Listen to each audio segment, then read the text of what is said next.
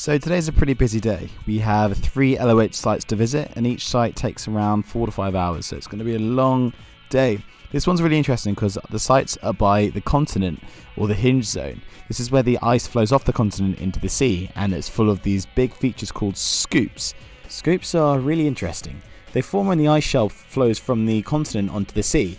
As it goes over the hinge zone, it stress cracks, and then the cracks join up and fill in with snow, leaving these half-moon-shaped depressions. This scoop here is about 20 to 30 meters long and about 10 meters deep. As you can see in this amazingly drawn diagram, the ice shelf bends around the hinge zone and cracks. These cracks then rejoin as the ice shelf flows into the sea and then gets filled in with snow, and 20 kilometers from here you can't even see the scoops because they're all filled in and just look flat. So this is what an LOH site looks like. In this box we have a GPS receiver and a 900 MHz transmitter.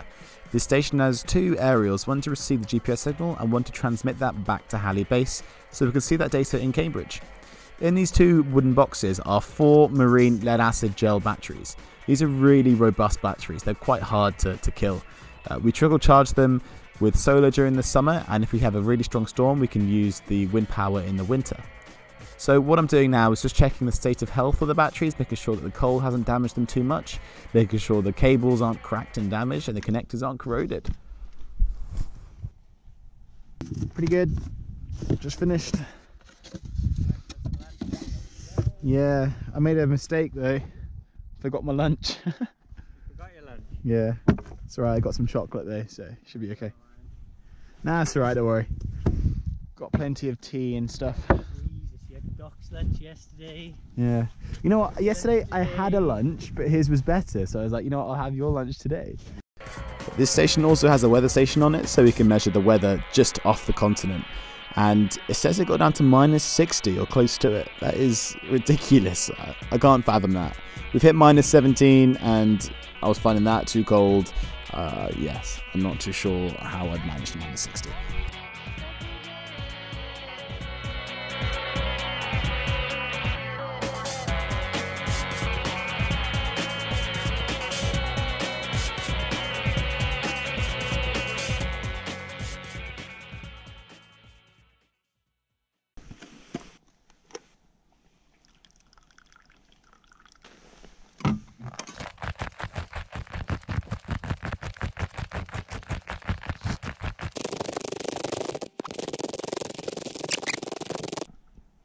Quite nice to see some undulation and actually hills and go up some things. Yeah, we're pretty close to the continent here. Is that just the other side of this ridge continent? I think it is that ridge. Oh, really? That's the... It's far away, that ridge, but... That's the hinge zone.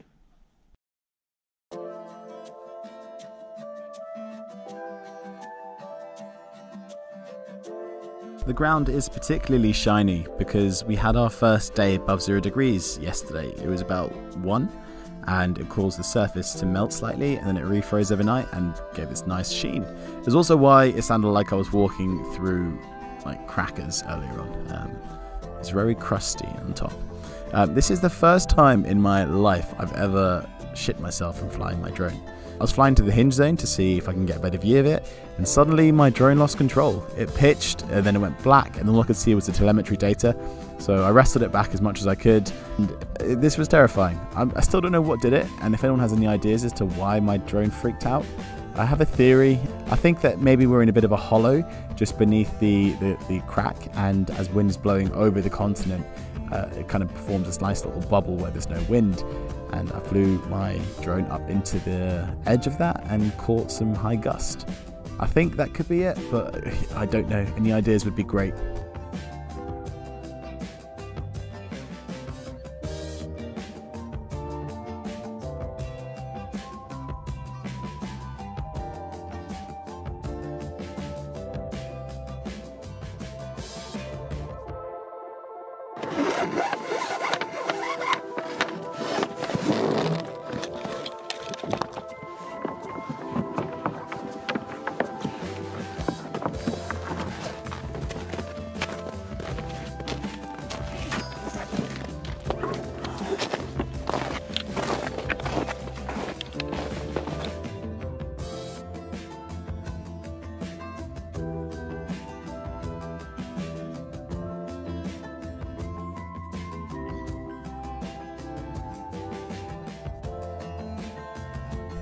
we pre-dig the holes for the batteries to sit in. This is because the temperature is more stable underneath the surface. It's about -20, whereas on the surface it goes from anywhere between 1 and -55.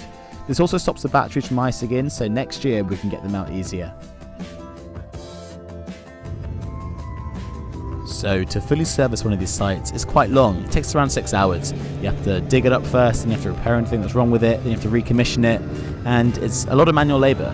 Luckily today we've had one that wasn't too buried and one that just needed an installing, but we're still going on about 8 hours of work so far. We are pretty tired. We've got one more site to do and then we're back to base where we're going to have a few beers, chill out a bit, and I cannot wait because the chef Ollie makes awesome cakes and I've just been thinking about this cake all day long. Thank you so much for watching and making it this far. If you've enjoyed my content, please consider subscribing.